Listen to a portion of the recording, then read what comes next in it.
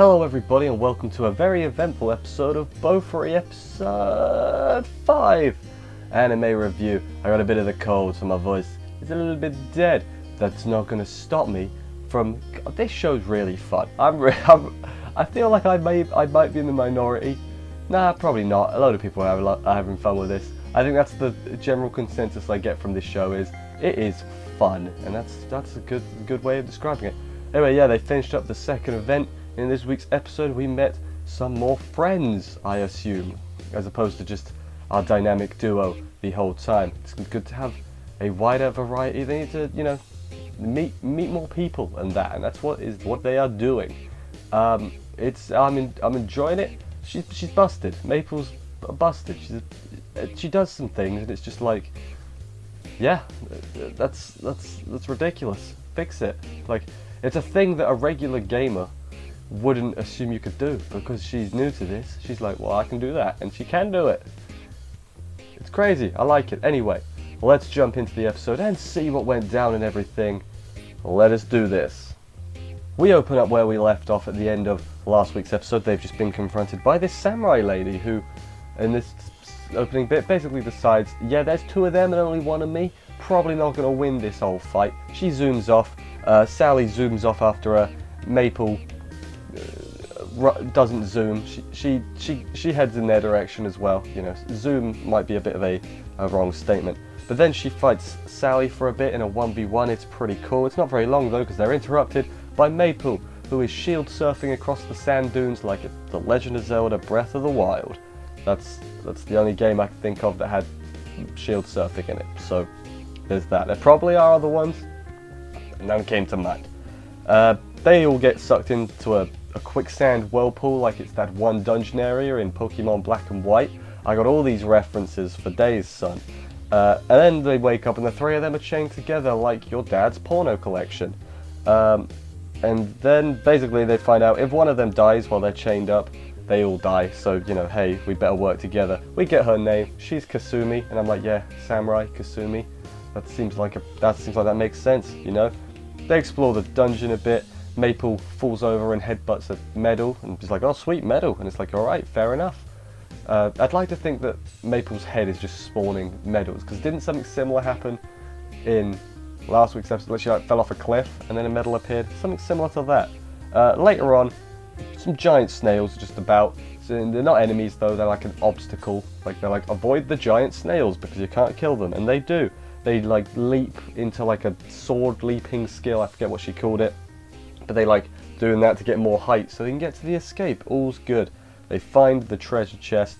The chains disappear. They're free to... I really thought Sally was just going to whoosh, you know, just going to turn on Kasumi immediately. Because she seems kind of cutthroat, does Sally. We'll get to it later on, but I was really expecting her to just instant betrayal. But no, she didn't. You know, that's good. They split the spoils from the chest evenly and everything. They add each other as friends, so I guess they're going to hang out more recently now. That's good. And then they split off. Our dynamic duo needs 9 more medals to reach their goal of 20 before the time limit as eclipsed. Is that a good word? Eclipsed is a good word. We'll go with that. Yeah, not much fighting in this first part. To be fair, there wasn't too much fighting in this whole episode. We'll get to that. They do fight a boss, but as I said, there wasn't much fighting. We'll get to it. You know what? We'll just get to it right after the break. Wow, what a great review anyway after this break we've just had. There's a medal montage with Persona music. That's what it sounds like. Don't tell me it doesn't, because I will. You know, it does. Sally finds Maple playing with a new character called Kanade, who I can't deduce is a boy or a girl. I think it's a boy, but it could be a girl. I'm up in the air on this one. I'm not actually sure. Sounds like a girl, but looks more male. That's just how I'm taking it. I might just look it up. I probably won't though. Someone can tell me, unless it's a plot point, in which case don't tell me. They've got a Rubik's Cube staff, which is the only thing I can call it. And it gives them a book that has gibberish written in it. It adds them as friends as well. Gibberish written in it, and then points them towards the ruins to try and figure out the gibberish written in the book. I say gibberish, it had like a bunch of ye olden tavern and other old speaky words. Head to this what's it called, ruins. They fill some fountains with water and also poison, because it doesn't matter what you fill it with whatever, I guess.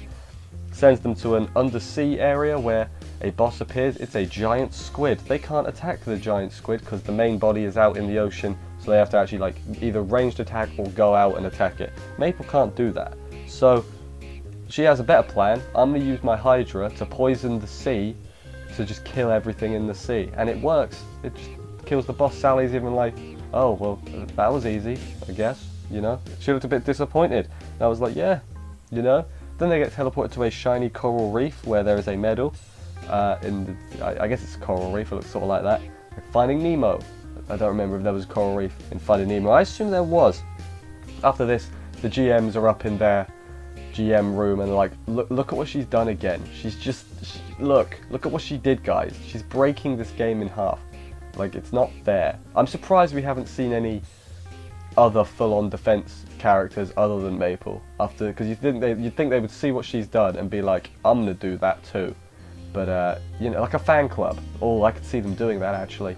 That is definitely a thing they could end up doing.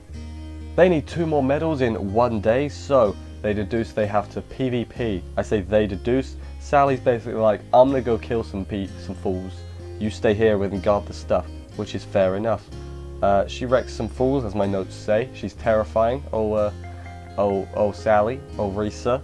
Very scary. Oh, speaking of, I found a really interesting fact, and not really interesting at all, but the person who voices Kaide is also called Kaide, and I thought that was funny. So, good job and all that. I know it wasn't intentional, but it's a weird little anecdote nonetheless. Sally kills a load of fools and got the medals. She like slaughtered loads of people. I get the sense that she's good at this. She's good at killing people. In video games, of course, because video games do not equate to real life.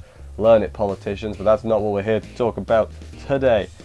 At the end, they run into Kasumi again and they just hide together in a little hut and play some shogi, which I think is what Maple was playing with Kanade earlier on as well.